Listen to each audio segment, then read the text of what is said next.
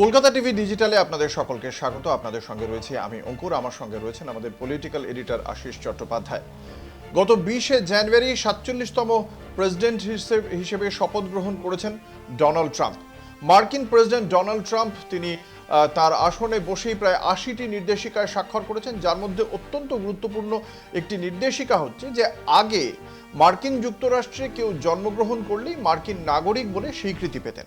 এবার সেই যে স্বীকৃতি পাওয়ার বিষয়টি, তার ওপরেই এবার ডোনাল্ড ট্রাম্প তার বক্তব্য যে শুধুমাত্র জন্মগ্রহণ করলেই যে নাগরিকত্ব পাওয়া যাবে ব্যাপারটা এমন নয়। এবং এ কথা শোনার পরেই বহু মানুষের মধ্যে, যারা এই মুহূর্তে মার্কিন যুক্তরাষ্ট্রে রয়েছেন, তাদের মধ্যে একটা চাঞ্চল্যের সৃষ্টি হয়েছে। বহু প্রসূতি মা নির্দিষ্ট সময়ের আগেই সন্তানের জন্মের জন্য ডাক্তারদের দ্বারস্থ হয়েছে এবং এই বিষয়টি নিয়ে একটি মামলাও দায়ের হয়েছিল সিয়াটেলের একটি আদালতে।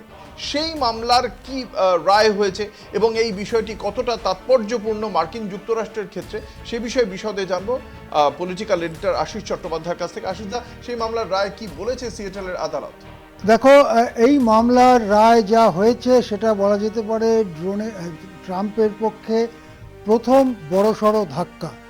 ট্রাম্প বলেছিলেন যে আমেরিকায় জন্মানো শিশুদের বাবা মা দুজনেই যদি মার্কিন নাগরিক না হয় তাহলে তাদেরকে সেই সন্তানদের মার্কিন নাগরিকত্ব দেওয়া হবে না।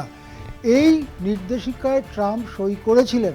এবারে সিয়াটেলের ফেডারেল জাজ, এই ফেডারেল জাজের নাম হচ্ছে জন কগেনর, তিনি একটি অন্তর্বর্তী স্থগিতাদেশ দিয়েছেন। স্থগিতাদেশটি 14 দিনের জন্য হলেও তিনি যে মন্তব্য করেছেন সেটা খুবই গুরুত্বপূর্ণ। তিনি বলেছেন যে ট্রাম্পের এই নির্দেশিকা মার্কিন সংবিধান বিরোধী। যদি সংবিধান বিরোধী বলে আদালত মনে করে তাহলে রাষ্ট্রপতির নির্দেশকেও ঠেকিয়ে দেওয়ার ব্যবস্থা সে দেশের আইন আদালত সংবিধানে রয়েছে। সেই জন্যে এই যে স্থগিতাদেশ জারি করেছেন এই সিয়াটেলের ফেডারেল জাজ, সেটা ব্যাপক চর্চার মধ্যে এসেছে এবং ভারতের জন্য সেটা অত্যন্ত গুরুত্বপূর্ণ। প্রথমেই একথা বলে রাখি যে এই যে আইনটা, অর্থাৎ মার্কিন দেশে কোনো শিশু জন্মালে সে মার্কিন নাগরিকত্ব পাবে, এটা এলো কোত্থেকে? এটার ইতিহাস কিন্তু বিরাট পুরনো। সেই প্রায় 200 বছর, 250 বছর হতে চলল, যখন মার্কিন সিভিল ওয়ার হয়, গৃহযুদ্ধ হয়, অর্থাৎ কালো বর্ণের মানুষদের তখন কৃতদাস করে রাখা হতো। তাদের কৃতদাসত্ব থেকে ফ্রি সিটিজেন করবার জন্য যারা যে শক্তি ছিল এবং তার বিরুদ্ধে যারা তাদের যে শক্তি ছিল, তাদের মধ্যে বিরাট গৃহযুদ্ধ হয়। 4 বছর ধরে সেই গৃহযুদ্ধ চলেছিল, 1861 থেকে 65। তারপরে 1868 সালে আগেকার সব নির্দেশকে বাতিল করে মার্কিন সংবিধানের 14তম সংশোধন আনা হয়েছিল। সেই 14তম সংশোধনের মধ্যেই এই বিষয়টি অন্তর্ভুক্ত ছিল যে মার্কিন যুক্তরাষ্ট্র বা মার্কিন যুক্তরাষ্ট্র নিয়ন্ত্রিত কোনো এলাকায় কোনো শিশুর যদি জন্ম হয় তাহলে অটোমেটিক্যালি, স্বাভাবিকভাবে সে মার্কিন নাগরিকত্ব পাবে। সুতরাং এটা এমন কোনো ব্যাপার নয় যে গতকালের একটা আইন কি বাইডেনের একটা নির্দেশ, এরকম কোনো ব্যাপার নয় অঙ্কুর। এটা দীর্ঘদিন ধরে মার্কিন যুক্তরাষ্ট্রে চলে এসেছে এবং সেই জিনিসটাই 20 জানুয়ারি 2025 একটি কলমের খোঁচায় ট্রাম্প রদ করে দিয়েছেন।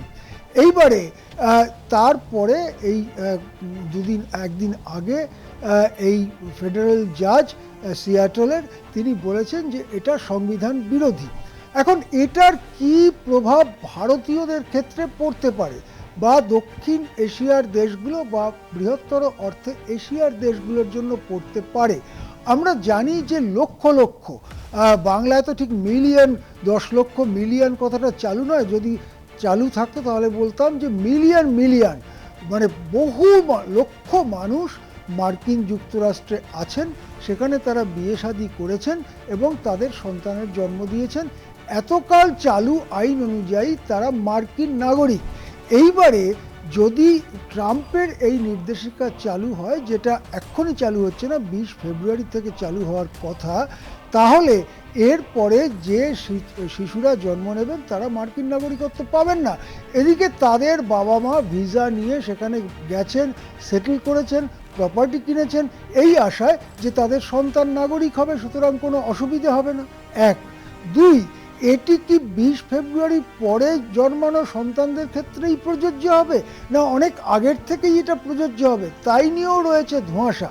এবং তা নিয়ে লক্ষ লক্ষ ভারতীয় বা এশীয় তারা কিন্তু চিন্তার মধ্যে রয়েছেন। সেই জন্যে তারা এমন, যে কথাটা অঙ্কুর তুমি বললে, যে এমনও শোনা যাচ্ছে যে 7 মাসের প্রেগন্যান্ট মা তিনি হাসপাতালে গিয়ে ডাক্তারের কাছে কাকুতি মিনতি করছেন যে অন্তত 20 ফেব্রুয়ারির আগে আমাকে সিজারিয়ান সেকশন করে আমার বাচ্চার জন্ম দিয়ে দিন, তাহলে সে মার্কিন নাগরিক হতে পারবে।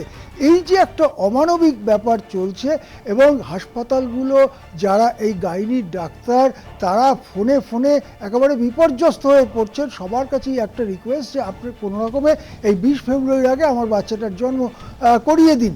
এই যে ব্যাপারটা, এবং ভারত থেকেও যারা মার্কিন যুক্তরাষ্ট্রে যায়, অনেক মেধাবী ছাত্র ছাত্রী মানুষ তারা যায়, প্রধানত শিক্ষা, চাকরি বাকরি, ব্যবসার জন্যও যায়, তারাও সবার মধ্যে একটা চিন্তা এসেছে আগামী দিনে কি মার্কিন যুক্তরাষ্ট্রে আর যাওয়া যাবে।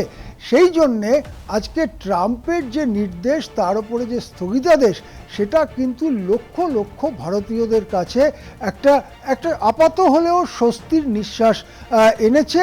এবং তারপরে এই মামলাটা যখন গড়াতে থাকবে, যেহেতু এটা সংবিধানের প্রশ্ন, সংবিধানের 14তম, মার্কিন সংবিধানের 14তম সংশোধনের প্রশ্ন, সুতরাং এটা আদালতের বিচারে কিভাবে ট্রাম্পের পক্ষে যাবে সেটা একেবারেই অস্পষ্ট, প্রায় সম্ভবই নয় ট্রাম্পের নির্দেশিকাকে সাংবিধানিক বলে ঘোষণা করার আদালতগুলোর। সেক্ষেত্রে আদালত যদি ট্রাম্পের নির্দেশিকাকে অসাংবিধানিক বলে, সেক্ষেত্রে 14তম যে সংশোধন হয়েছিল 1868 সালে, সেই সংশোধনী আনতে হবে মার্কিন কংগ্রেসে আনতে হবে, সেনেটে আনতে হবে ইত্যাদি, মানে তাদের যে সংসদীয় ব্যবস্থা সেখানে আনতে হবে।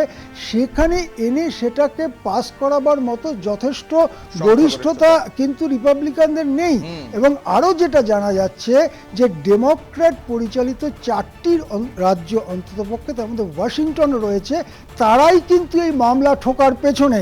সুতরাং বড় বড় রাজ্য, বড় বড় ওদের দেশের যে রাজ্য, ইউনাইটেড স্টেটস, তো সেই এক একটা স্টেট, সেটা তাদের মধ্যে যারা ডেমোক্র্যাট পরিচালিত স্টেট, তারা কিন্তু ট্রাম্পের এই নির্দেশিকার বিরুদ্ধে। সুতরাং ট্রাম্প যে একটা বিরাট বড় নির্দেশিকায় সই করে খুব চমকে দিয়েছিলেন, তিনি কিন্তু বড় ধাক্কা খেলেন তার শপথ গ্রহণের 3-4 দিনের মধ্যে। এবার দেখার যে আদালতের রাস্তায় জিনিসটা কোথায় গিয়ে দাঁড়ায়। ফলে অবশ্যই আমাদের তার জন্য অপেক্ষা করতেই হবে সেক্ষেত্রে, কারণ মার্কিন এই সিদ্ধান্তের সঙ্গে অনেক দেশের অনেক মানুষের ভাগ্য জড়িয়ে রয়েছে। ধন্যবাদ আশিস দা।